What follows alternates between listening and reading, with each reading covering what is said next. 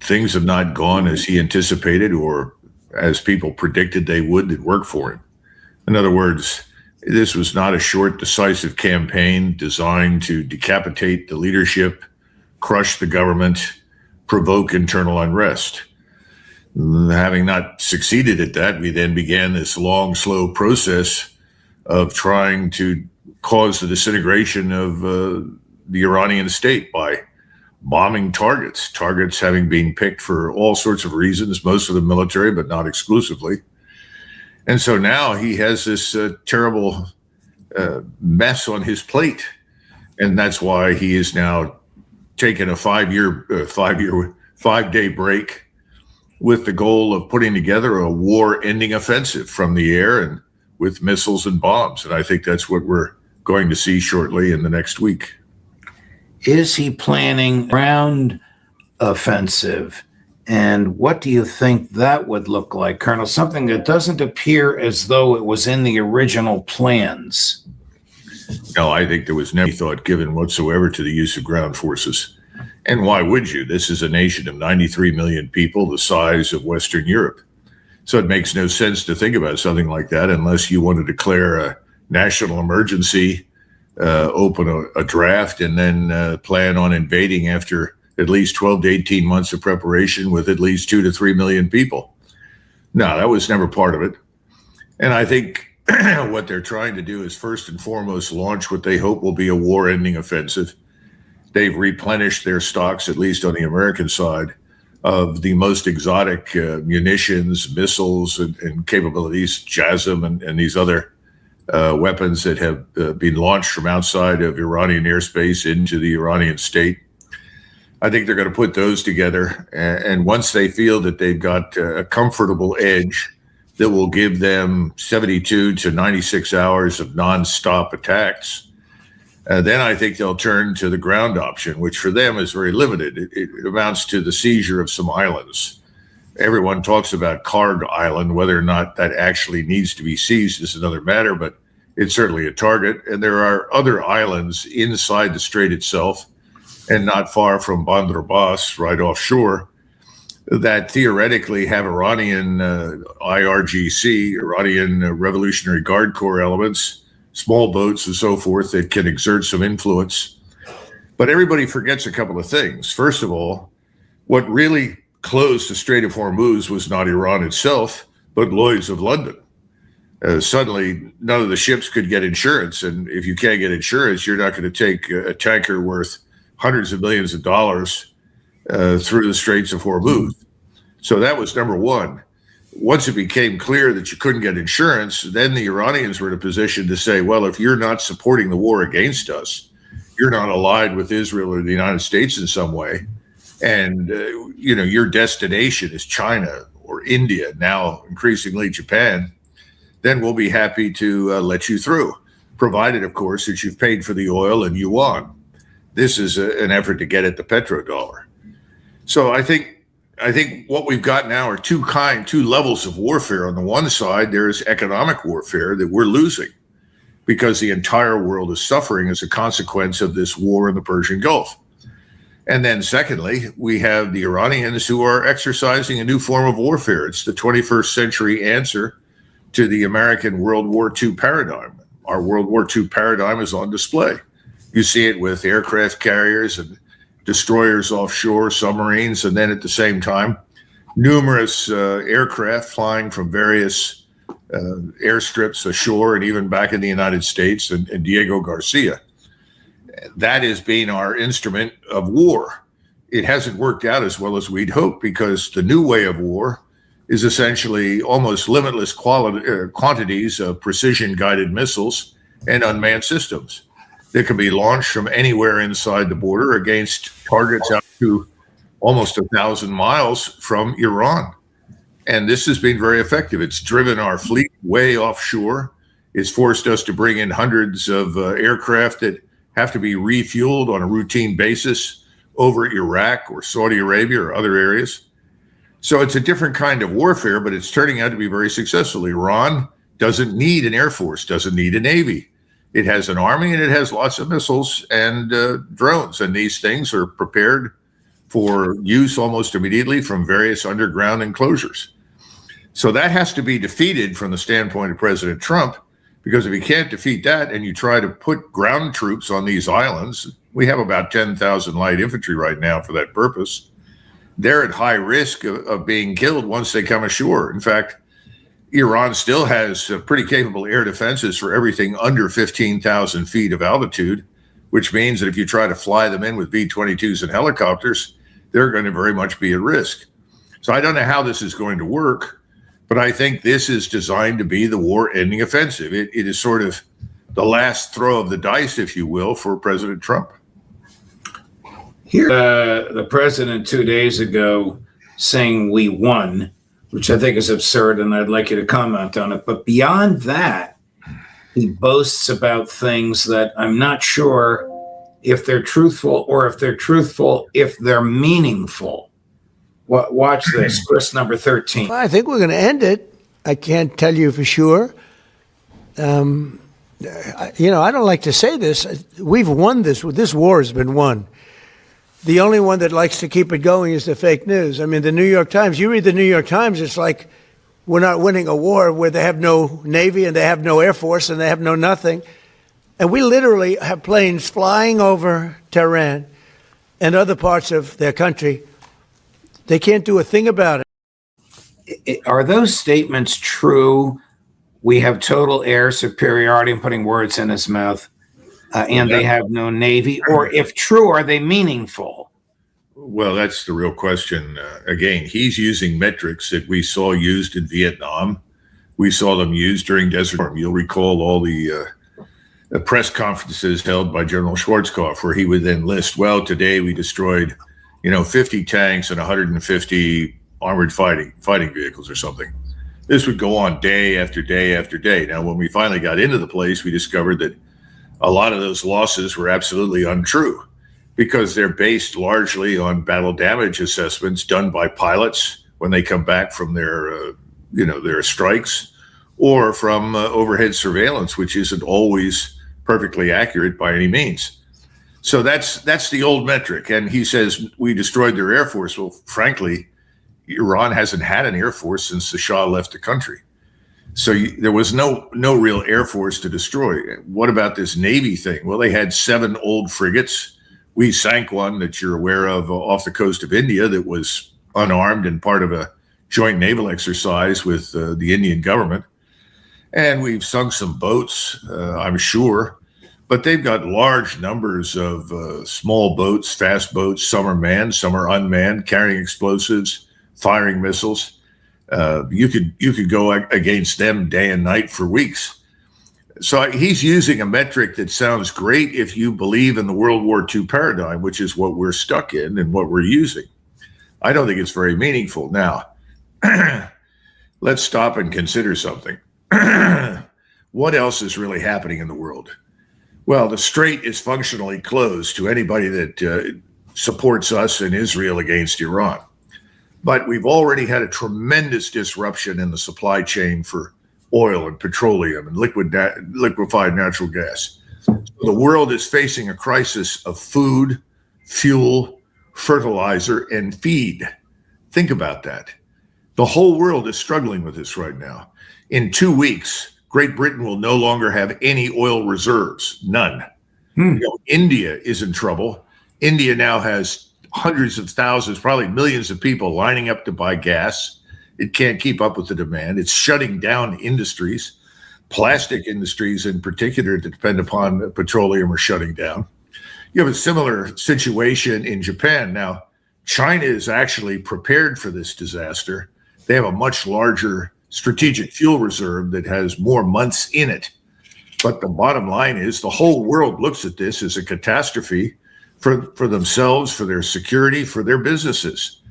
And I think the Iranians know that, and I think the Iranians have planned on tremendous pressure being exerted by the rest of the world on us to stop the war. And I think that's beginning to build, and I think it's going to be very powerful in the weeks ahead. We haven't talked about what's happening here and the impact of inflation, the fragility of our financial system. And the question is coming up more and more, how do you pay for all of this? It's no longer a $1 trillion defense budget. It's now a $1.5 trillion defense budget to pay for everything you can conceive of. And how are we going to do it? And people are asking that question. And Bessent says, oh, it's a ridiculous question. What, we just print money? We just buy up our own debt because nobody will come in and buy it?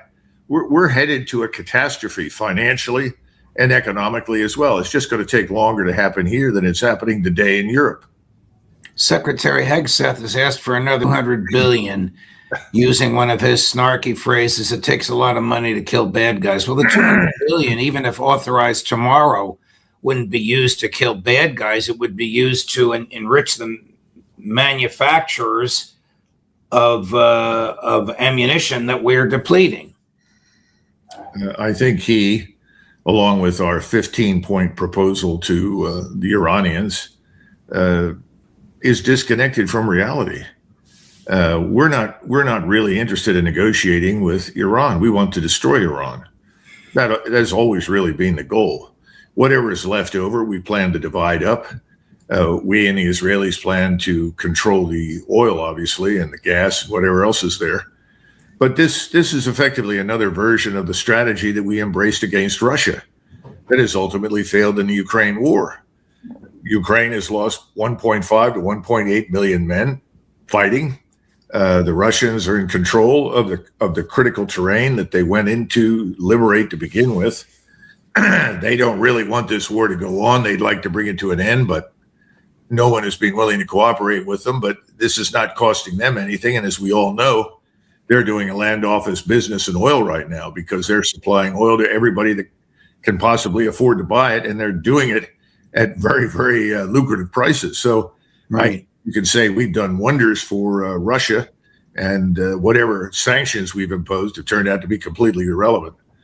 The point is, though, now we have, 10,000 light infantrymen, and we're trying to figure out what we can do with this. It's going to make any difference to who controls the Straits of Hormuz. I think that's a very tall order. I think it's going to be very difficult and extremely dangerous. Colonel, how needed are U.S. ammunition supplies as we speak, late March of 2026? Well, I found an article from RUSI, the Royal United Services Institute. I think I forwarded it to you. It has a table in there showing how many days left of various kinds of munitions we and the Israelis have. Now, of the two, the Israelis obviously are in very serious trouble right now. 8 out of every 10 missiles that are launched at Israel penetrate the Israeli air and missile defenses. So Israel is taking one hell of a beating. There be no question about that.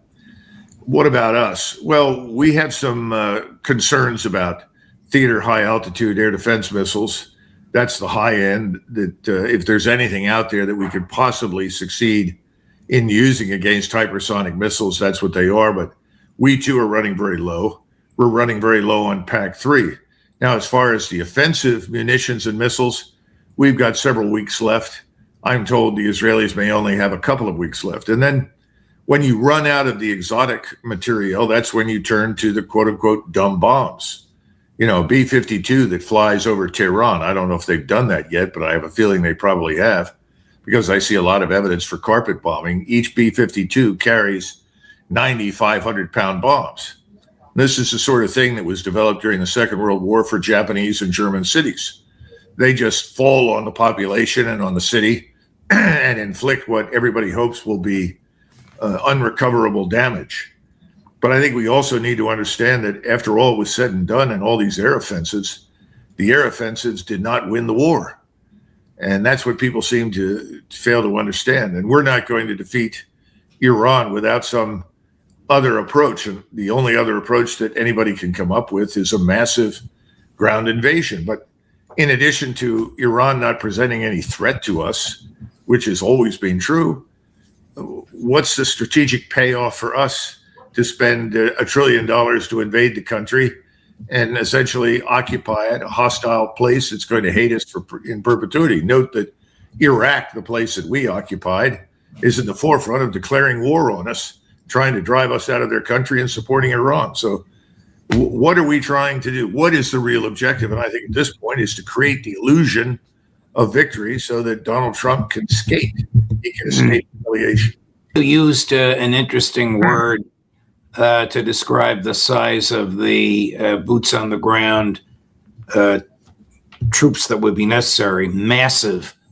What did you mean by that in terms of numbers, Colonel? I've heard several people say, oh, we could do it with 200,000. We could do it with 500,000. And my question is always what? Are you on a punitive exercise?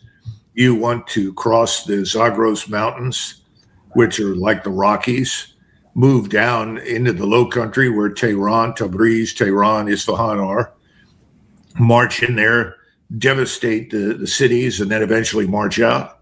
Is that what you want to do? I mean, I don't know what the answer is, but I think, first of all, we have to understand the two ways of war. What the Iranians are doing is that they have built enormous quantities of standoff attack weapons, primarily ballistic missiles and unmanned systems, we call them drones, in huge quantities, most of them underground. They can be launched at will. And we keep saying, well, we've eliminated all their launchers. Well, I have a lot of difficulty understanding that. I don't think we've eliminated all their launchers. I think there are more launchers out there than we care to admit. I don't know how many decoys we've struck. We hit a lot of decoys in Kosovo back in 1999. I think we're hitting lots of decoys inside Iran. But the point is, they built all these systems. They have what we call persistent surveillance. Sometimes people call it a surveillance stare, as in staring at something, at all sorts of levels. Now, if they come down to lower levels, like the MQ-9, the Israeli Hermes, the Iranians have been shooting those things down. But at higher levels, they haven't been able to do that. And unless you can jam the satellites that the Chinese and Russians are utilizing on behalf of the Iranians, I don't think we can, or we can disrupt them in some dramatic way.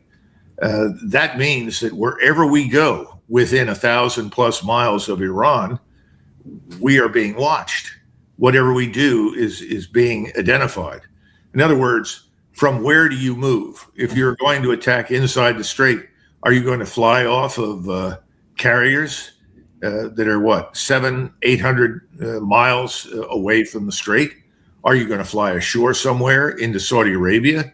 Are you going to fly into Jordan? Are you going to fly into Kuwait?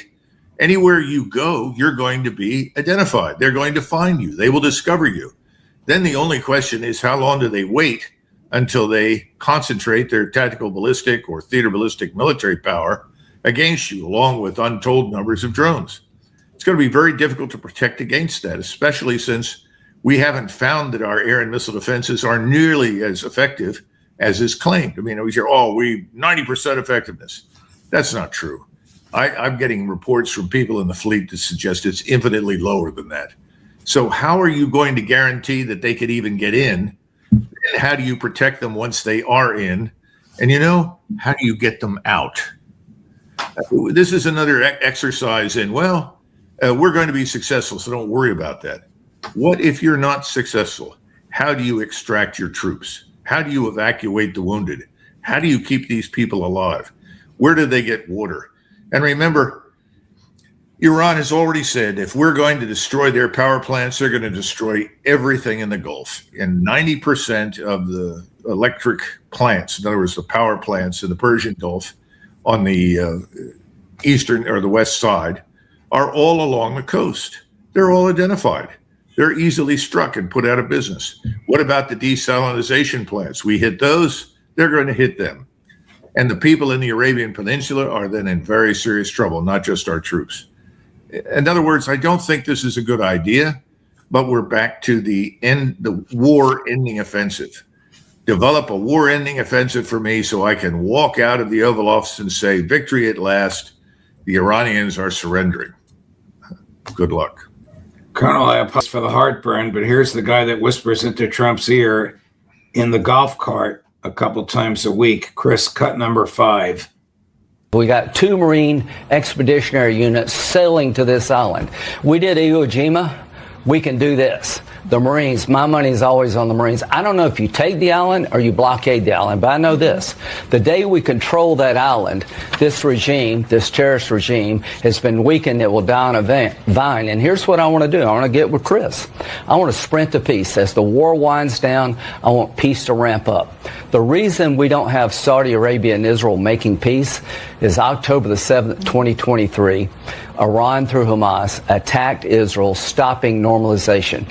I want to take up and complete what Biden started. As soon as we get Iran defanged so they can never do another October 7th, I want to start up peace talks between Saudi and Israel this year. I want a peace deal between Saudi and Israel, normalizing, ending the Arab-Israeli conflict. It's been going on for 2,000 years this year, and you can't do it with a lethal Iran. So we're weeks away from this Iranian regime not having the capability to stop. Does he know what he's talking about? Well, Judge, don't you remember that Saddam Hussein was responsible for 9/11? Right. Well, we had to go and get him. Okay, so I also remember Paul Wolfowitz telling everybody, the road to Jerusalem begins in Baghdad. Right. We go to Baghdad, then we have the road to Jerusalem. We'll have peace break out all over. This is all crap. It's all nonsense. It's lies. And that's the only thing that you can say. And when he starts talking about Marines, 19,000 Marines were killed in the Pacific during the Second World War. And in retrospect, many, many studies out there have demonstrated that at least 2 or 3 of the islands on which these men died in great numbers probably didn't need to be attacked. And then nobody ever talks about Okinawa, which was the last big operation of the war.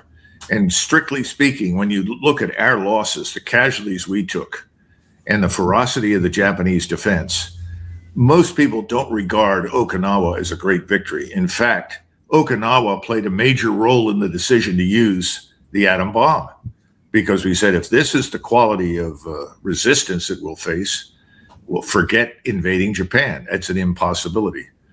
What I'm trying to say is throwing around these World War II things, analogies and statements, that may evoke 1 or 2 positive images, but the reality is ugly. The war was ugly. We are not involved in a life or death struggle against an enemy in Iran. We are there because of Israel. That's it. And the Israelis, agents inside the United States, who have a great deal of money and influence. These are the people that brought us into this war.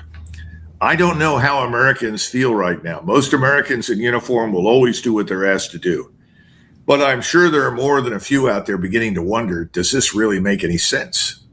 And we have always talked about this too, Judge, on the show. Let's assume I'm wrong. Let's assume that this war-ending offensive works, and we utterly destroy Iran to the point where the state and the society disintegrate. Then what happens? The answer is clear: chaos. And that chaos is going to spill over into other countries in the region, into Turkey, into Syria, into the Arabian Peninsula, and ultimately into Europe, as we've seen before. I don't think the Russians or the Chinese are going to sit still for that. They're not going to sit still for the permanent closure of the Straits of Hormuz, which is damn near what would probably result, because it would be the end of the Gulf Cooperation Council, the end of the Emirates. They will vanish, and there will be nothing there, and it will take us a decade or more to recover from this. Colonel, one last clip for you. A young Marine named Jim Webb, whose grandfather was Ronald Reagan's Secretary of the Navy, and then also a Marine, the grandfather, and also a United States Senator from Virginia, being interviewed by our friend Tucker Carlson. It's very telling what he says. Chris, number 22. As of right now, I hate to say this, I love this country. I am not as proud of anything as I am as my service in the Marine Corps, but I will not let my kids join because of the way that we went to war with Iran. Because if you look at it philosophically, we have gone to war on behalf of another country to further their interests. Those are not my those are not my words. The administration has said as much. Speaker of the House has said as much. And when that's the case, you have reduced our military to effectively a mercenary force. And there's no honor in that. You know, it's this is an offensive war of choice. Sounds right on the mark to me. I wonder if a lot of young people in uniform share that view. Well, I don't know. You'd have to ask. My experience, most Americans in uniform, is they will always do their duty, even when it's distasteful to them. This is a little different because the blowback financially and economically on us is going to be severe. But this brings to mind a conversation I had many years ago, about 2000, with a member of Congress.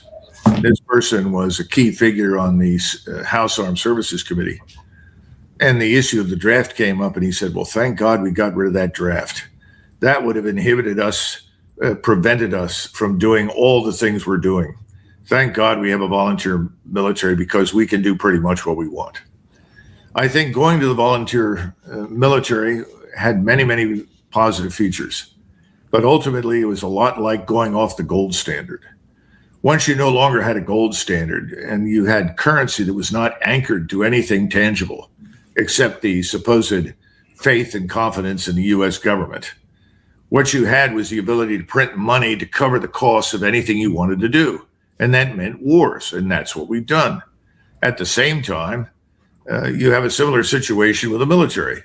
Well, there's no draft. Less than 1% of adult Americans is affected in any way by what we do militarily. So who cares? What difference does it make? Ronald Reagan never felt that way, which is why he reacted as he did to the loss of those Marines in Beirut back in 1982, 83. But since then, I've detected a greater willingness to sort of expend us without a great deal of concern. I think the last person that cared deeply about the whole business was President George Herbert Walker Bush. Since then, I don't think it's meant very much. Remember George W. Bush telling everybody, go shop, just go shop. Don't worry about what we're doing in Iraq. Just go shop. Right. I've shopped long enough, Judge. Colonel, thank you very much. A great analysis, my dear friend. Deeply appreciated as always. Be well. We'll look forward to seeing you next week. Okay, Judge. Thank you.